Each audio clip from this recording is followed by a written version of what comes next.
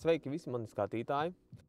Šodienas video būs par to, kā pretendentam uz vadītāja apliecību gāja B kategorijas eksāmenā, tāpēc noskaties līdz galam un es izstāstīšu visu, kā viss norisinājās. Tātad eksāmena sākums mums bija, kā jau sākums, jūs uzejat otrajā stāvā, no otrā stāva jums tur ir jāpaņem numuriņš, jūs paņemat numuriņu, tad jūs pasauc, jums tur pārbauda apliecības, liek uzspiest pirkstu nospiedumu, un tad jūs ejat lejā. Lejā ejot, paprasīja tehnisko jautājumu. Tehniskais jautājums šoreiz bija par eļļas papildināšanu un kur to izdarīt. Tad bija tiešām reāli jātaisa motora pārseks un jāparāda, kur tad šī eļļa bija jāielai iekšā. To veiksmīgi pretendents izdarīja, viss parādīja. Ja tu nezini, kur atrast eļļu un kur to pieliet un kur tas viss notiek, video ir augšā. Uzspied, noskaties šo līdz galam, uzspied un varēs atrast, kur tad ir jāpielai šī eļļa. Nu, lūk, tad aizgājām pie mašīnas, iekāpām mašīnā. Viss plus mīnus tā kā būtu kārtībā. Bet atceramies, kā tad mums strādā elektroniskā bremze un jebkura stāvbremze. Jūs tad, kad uzsākat šo kustību, būtībā būtu jābūt tā, ka ir pirmais pārnesums, stāvbremzes atlaižam un tad aizbraucam. Vai arī turam bremzes, noslogojam šo mašīnu un atlaižam bremzes, uzspiežam gāzīt, aizbraucam, bet aizripot nedrīkstētu. Nu, lūk. Tad izbraucām ārā no šejienes. Pirmā komanda bija nogriezties pa labi. Tātad tālāk uz priekšu, nevis šeit, bet tālāk uz priekšu tika dota komanda nogriezties pa labi. Nu, trakākais, kas bija, tā bija ātruma tīra uzņemšana. Ja? Tātad nebraucām gluži 50, bet tur visu laiku izskatījās, ka bija tā drusceņi mazāk. Es gan nevaru spriest precīzi, cik tieši mazāk bija, bet man šķiet, ka bija kaut kādi 47, jo es fiziski neredzēju, cik bija uz tā spidometra. Nu, tad bija nogriešanās pa labi, virzienrādītāji ieslēdza, viņam tai brīdī gājēji nebija, viņš vienkārši grieza, bet mums ir gājēji, mēs palaižam gājējus un tad griežam. Ļoti tuvu mašīnām varēja redzēt, ka arī inspektors tur drusku sarāvās. Ļoti mazs intervāls bija starp mašīnām, bet tas varbūt būtu tas mazākais. Galvenais bija tas, ka nebija šī ātruma un laicīgas pārslēgšanās un vispārējā. Tālāk nobraucām šeit lejā. Nu, un loģiski, ka šeit jums neviens nekādu komandu nedos, jo ir ceļa zīme tikai pa labi. Ja? Tātad šeit parādīt vajadzētu virzienrādītāji, ka mēs atgriežamies atpakaļ savā joslā. Un tad tagad ieslēdzam virzienrādītāju ar visu spogulīti, nogriežamies pa labi. Piebraucām šeit klāt. Nu, tāpat kā tagad man te drusciņi nāk automobīļi, bet viņam tai brīdī tur nenāca, viņš neizmantoja izdevību. Otrs, kas bija, izbraucot uz šī ceļa virsmu, neizmantoja vispār mašīnas dinamiskās īpašības. Viņam bija opcija ieskrieties ar to pašu, tā kā es šobrīd to izdarīju ar otro pārnesumu, līdz 50.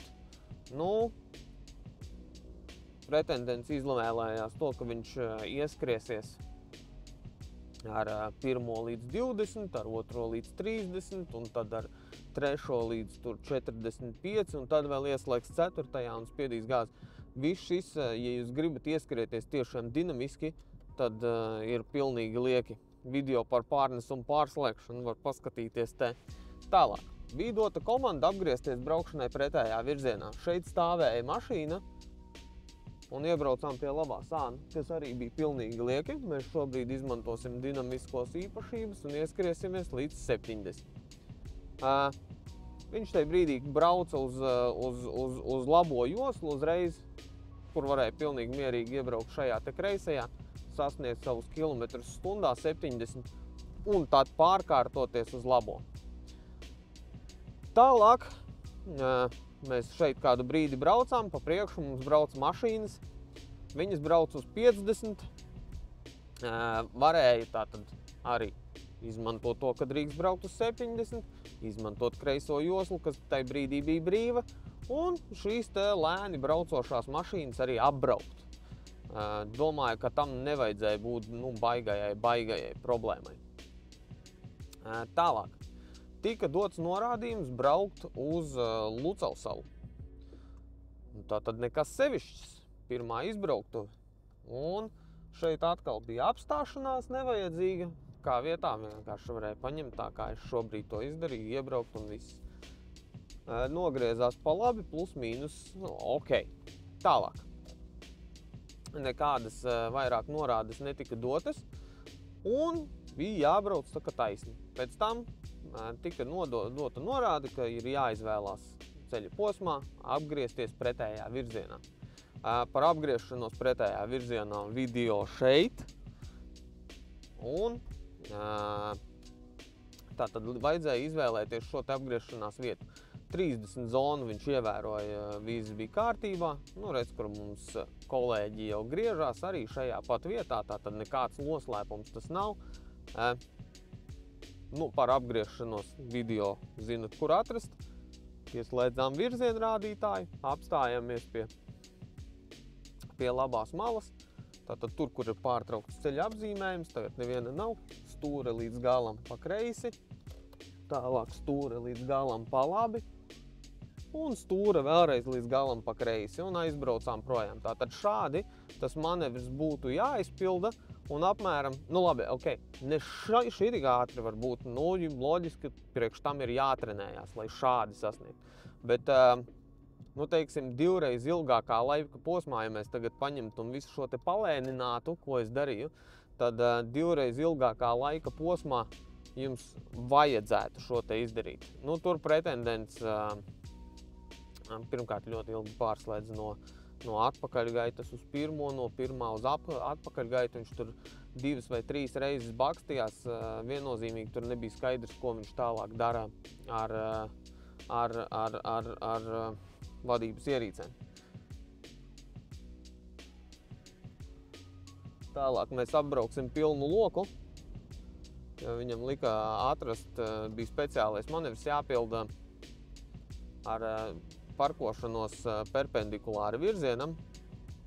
Mēs iebrauksim vēlreiz uz šo te Lucavsalu un izbrauksim šo te vietu un noparkosimies, lai jūs saprotat, kā tad tas apmēram ir jāizdara, pēc kā jūs izvēlaties šo te vietu un kā tas notiek. Fakts bija tāds, ka ar vietas izvēli gāja diezgan ilgi. Varbūt ne ilgi, bet, teiksim tā, nebija uzreiz īsti sapratnes, kur tad parkosies. Vismaz man aizmugurē braucot tā pārliecība, ka ir zināma atrašanās vieta vēl nebija. Bet, tā čalis izdarīja visu diezgan ok, ņemot vērā, to, ka viņš ar to mašīnu baigi labi, tur daudz braucis, neko nebija. Tā vietas atrašana un tā noparkošanās bija pietiekoši ātri. Tātad pēc apgriešanās tika dota norāde, mēs tagad iegriezīsimies pa kreisi, bet tika dota norāde, ka ir jāiegriežās pa labi, kamēr es tur vāvuļoju par apgriešanos, tikmēr jau es biju aizbraucis garām. Viņš iebrauca šeit, nogriezās šeit pa kreisi. Ko jums vajag ņemt vērā? Varbūt pabraucat drusku tālāk, būs labāk. Pabraucat tālāk, šeit pabraucat dziļāk, noteikti būs vietas, un neizvēlaties varbūt vietu pret stabu, tieši, ja jūs gribat šeit nogriezties. Tātad paņēmām apmēram to 1 vai 1,5 platumu, ieslēdzām virzienrādītāju un sākam parkošanos. Skatoties spoguļos, smuki, braucam, iebraucam. Trāpam smuki starp līnijām. Un esam novietojuši transporta līdzekli stāvēšanai. Viss ir iekšā, viss ir iebraucis. Viņam bija tas, ka viņš brauca tur tajā vietā, kur ir stabs, un tad attiecīgi nevarēja pret apmali viņš saprast īsti, cik tad tuvu viņš tajā apmalē atrodās, un līdz ar to nepadeva pietiekoši daudz atpakaļ, drusciņi priekšu bija palikusi ārā, bet, nu, tas nebija nekas tāds, kas nebija ieskaitīts. Visu viņam ieskaitīja. Stāvbremzi novilka, visu izdarīja, kā jau jūs mācaties jebkurā figūru video. Tālāk. Izbraucām ārā, un pēc šī kad mēs šeit izbraucām, pa stāvlaukumu viss kārtībā, brauca uz 20, viss bija labi. Nogriezās šeit pa labi arī, viss bija kārtībā, visu pārliecinājās, viss forši. Šajā vietā, kad braucām ārā, tad te bija tāda drusciņa, tāda šaubīga vieta, brauca mašīna pa otro joslu, tad viņš nebrauca, un tad pēkšņi, kad brauca pa pirmo joslu, tad viņš izdomāja, ka viņš tomēr brauks priekšā. Bet, nu labi, tur viņš nevienam tā kā nepatraucēja, viss bija kārtībā.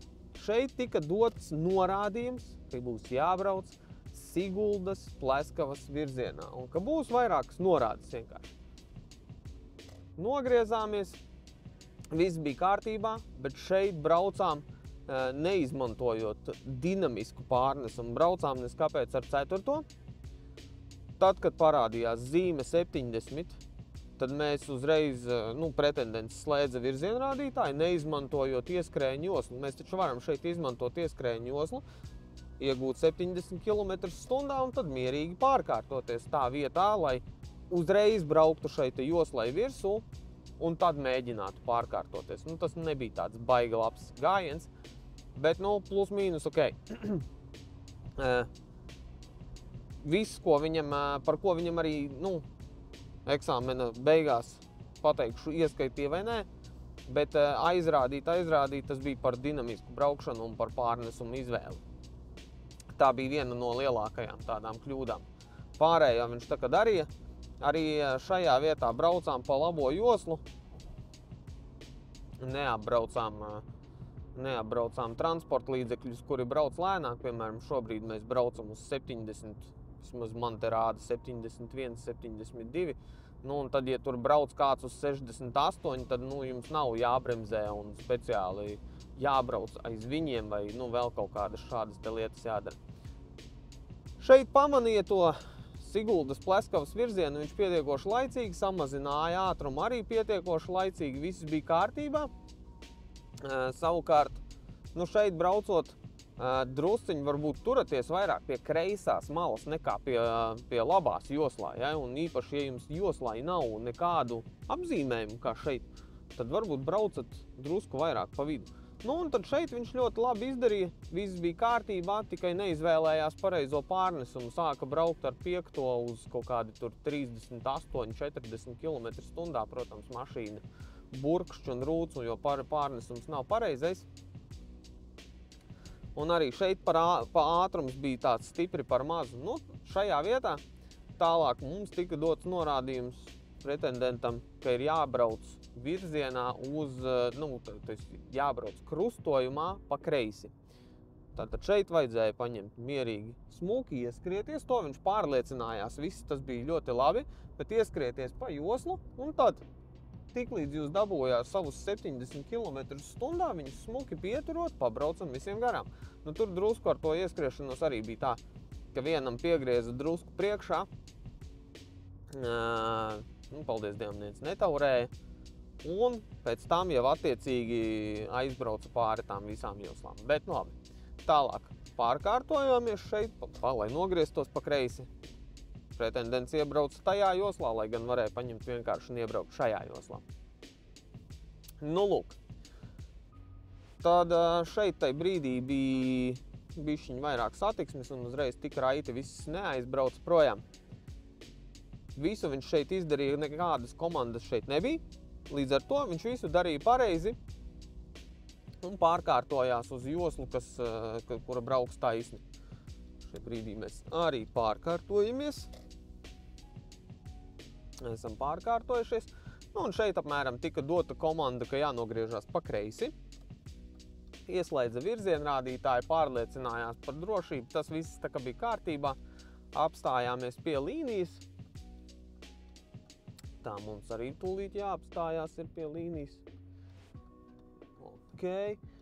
tajā brīdī viņam vienkārši nāca tur vēl gājējs pāri, bet, nu, teiksim tā, tas arī, nu, nebūtu varbūt īsti tas īstais. Nu, tur viņš nebija pienācis un līdz galam tas gājējs, un līdz ar to par to viņam pat neatgādināja. Bet, nu, fakts kā tāds, ka jāpārliecinās ir. Šajā vietā braucām uz 50, mums mašīna priekšā nebija, visu izdarīja ļoti pareizi, turējās gar labo malu, pretējā joslā neiebrauca smuki, aizbrauca šādi pat kā es, tur viss kārtībā. Tālāk tika dota norāde, ka krustojumā ir jānogriežās pa kreisi. Krustojumu nezinu, vai nepamanīja, varbūt vienkārši nesaprata, vai ir krustojums vai nav, bet fakts kā tāds, ka pabrauca garām. Izbrauca caur depo stāvvietu, un ļoti liela kļūda bija šeit, kad apturēšanas vietu viņš izvēlējās pareizi. Bet ļoti ilgi tā kā gaidīja un nebrauca nu, tur varēja pabraukt uz priekšu burtiski tur 15 centimetrus un ieraudzīt vairāk un laicīgāk izvērtēt tās situācijas, kad vai viņš var izbraukt vai nevar izbraukt.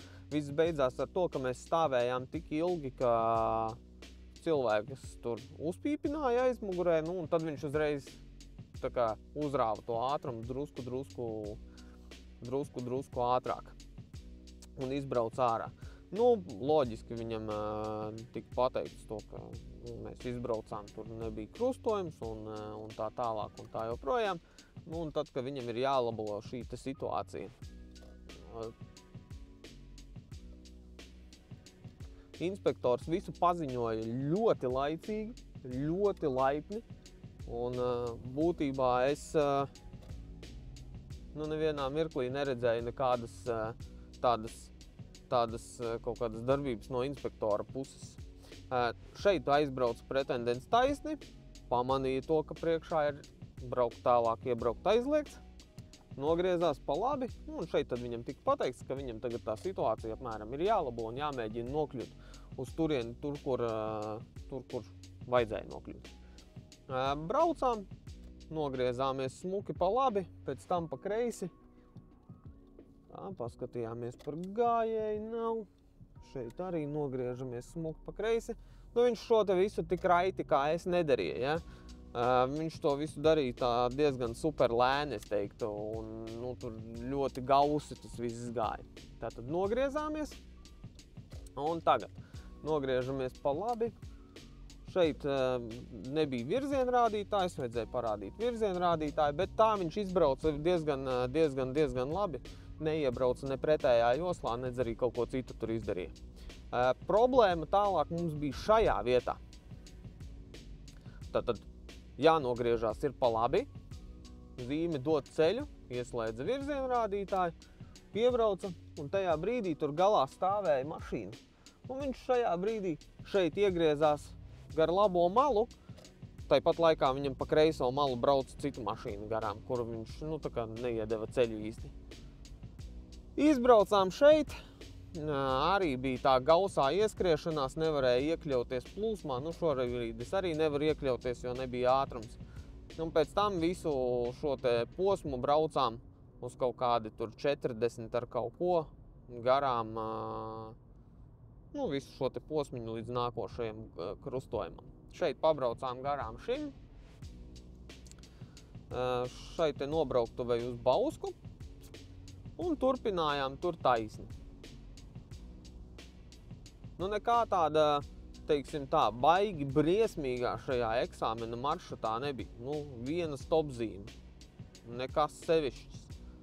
Tālāk šī pati apgriešanās pretējā virzienā, nu par visu taču ir video, ir opcija apskatīties, tā ka droši to darat un tas nāks tikai jums pašiem par labu. Tālāk, šeit bija jānogriežās pa labi, tad šeit viss bija kārtībā, laicīgi tika tur ieslēgts virzienrādītājs, tika paskatīti spoguļi, viss tur pārliecināšanās par drošību, viss bija kārtībā, noteikumus čalis tā kā apmēram plus mīnus zināja. Tad mēs arī smuki nogriežamies pa labi. Šeit viņš tieši šādi pat izdarīja, tikai ātrums nebija tāds kā man ir. Viņš iegriezās stipri lēnāk. Šeit arī bija jānogriežās pa labi. Viss ir pareizi, visu pareizi izdarīja. Nogriezāmies pa labi. Un tālāk šajā krustojumā bija jānogriežās pa kreisi. Arī ļoti skaisti pārliecinājās, ieņēma malējo stāvokli, ne tā kā priekšā braucošais Volvo. Šeit apstājās, lai dotu ceļu, un tad jau arī aizbrauca. Tas viss tā kā plus mīnus bija kārtībā. Tālāk šeit bija jānogriežās pa labi uz slaveno Ellijas Maskavas krustojumu, kurš nu jau tagad ir palicis stipri labāks nekā viņš bija agrāk. Skatāmies. Ok. Grādās mums netīrs stikls ir. Nu, lūk, šeit viņš tātad brauca, viņam tika pateikts, ka ceļa galā jānogriežās pa kreisi. Viņš ieņēma malējo stāvokli, noteikti, ka vai nu bija bijis šeit, vai arī zināja, kur kas ir jādara. Visu tā kā izdarīja pareizi, tikai šajā momentā bija baigi tāda ļoti strauja apstāšanās, pilnīgi galīgi nevajadzīgi. Tātad mēs šeit uzsāksim ar bremzīti. Un gāzi aizbrauca līdz vidum, viss ļoti tika pareizi izdarīts. Šeit nedaudz piestājās un paskatījās, vai netuvojas tramvajs. Mēs arī paskatāmies, tramvajs netuvojas, viss kārtībā. Tālāk viņam tika šeit teikts, ka vienkārši braucam taisni uz tilta augšā, ja, tātad jāvadās pēc zīmēm pašiem. Virzienrādītājs.